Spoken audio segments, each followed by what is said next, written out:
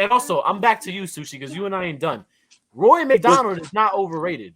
He's completely overrated. He's the most overrated. Just gonna jump straight to. Yeah, he's the most overrated guy I can think bullshit. of. He's not. How? So, hey, time out. Who was telling everyone that he was going to be a champion within a year, 2 years? Ross and GSP. GSP, all of them, yeah, exactly. And everyone else, he's going to be this and that. Yeah, the problem is he was part of that group of like someone who just learned MMA.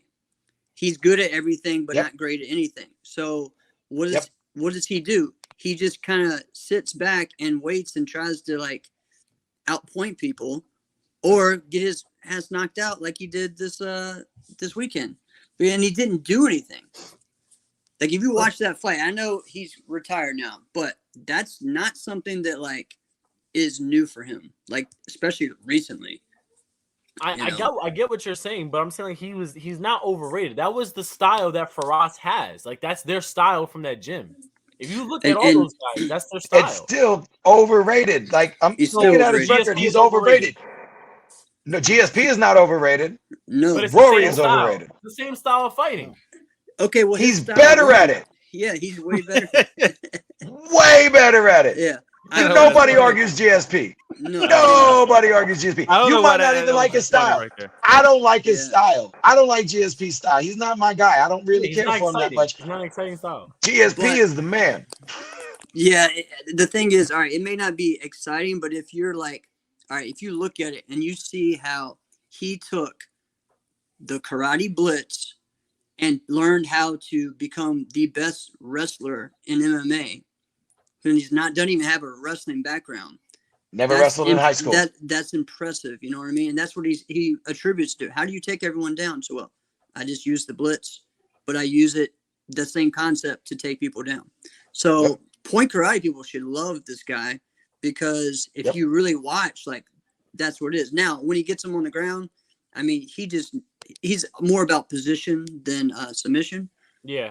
But also you gotta look at the people that he went against. Like everyone was such a technical beast that they brought in. You know, like you're talking like Jake Shields. I mean, that guy is someone who's underrated. Okay, but if we're going with that, Jake Shields, because I remember when he fought him, that was a big thing because Jake Shields didn't lose for like 10 years up until he fought GSP. That was like a huge fight. What I'm saying though is Rory MacDonald was beating some of the same people that GSP beat. So what is it? Who? I don't. Nate Diaz, old BJ Penn. Didn't he beat Koscheck also? I'm just saying, like Koscheck was good enough to fight GSP. I'm just saying. At one point he was good enough to fight GSP. Yeah, he fought a lot of them after the fact. You No, know? he lost to Carlos Condit. He beat BJ, beat Jake Ellenberger, lost to Robbie Lawler, beat Damian Maia, beat Tyron Woodley. He beat Tarek Seferdine, who he should have beat. Lost to Robbie Lawler, lost to Wonderboy, beat Paul Daly, beat Lima, got destroyed by Musasi. Yeah, Musasi destroyed him. Yeah, that was. I mean, he's got nobody really big. The biggest name, I think, for me would be BJ Penn or Tyron Woodley. Right, and again, we're talking about. Hold on, stop. Time out. You can't count BJ now because BJ was. Damian Maia, right? That's why I said. That's why I said I am. No, I just said the biggest names. Names. Damian Maia was a good win. Yeah, that's a great one. He's a technical beast. Like we all know that. Like on the ground, he's a wizard. Like straight up and down. But he's not going to stand with you. He's not going to do anything. So if he can't get Rory to the ground, which he couldn't, it was just a lackluster, boring point match that I could have just slept through. Yeah, but then you can't say you're gonna tell me Douglas Lima wasn't a big win. I'm just saying, like for real. And they turned around and lost to him again. Yeah, that's what I was saying. I thought he lost to him. I mean, he's all right. That's okay. Listen.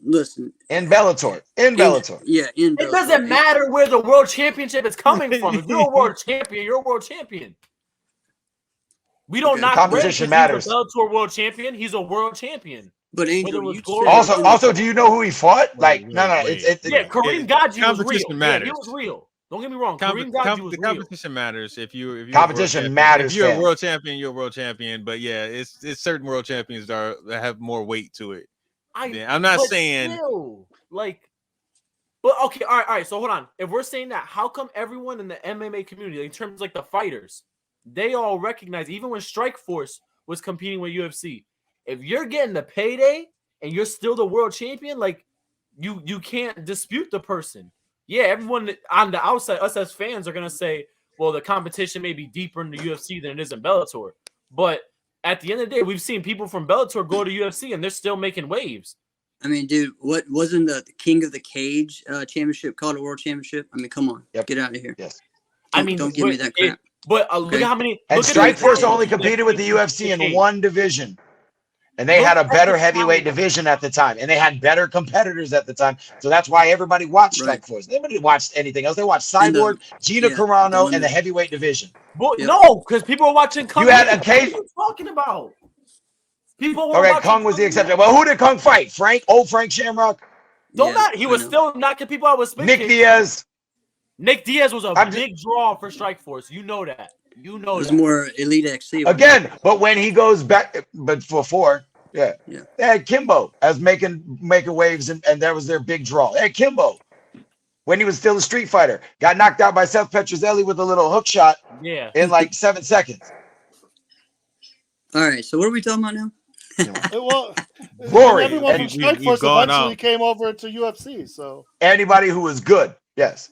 I'm just saying, man. If we look at it, we're saying that the competition. We're saying like some world championships hold a little bit. Rory is still not as good as he was supposed to be. No.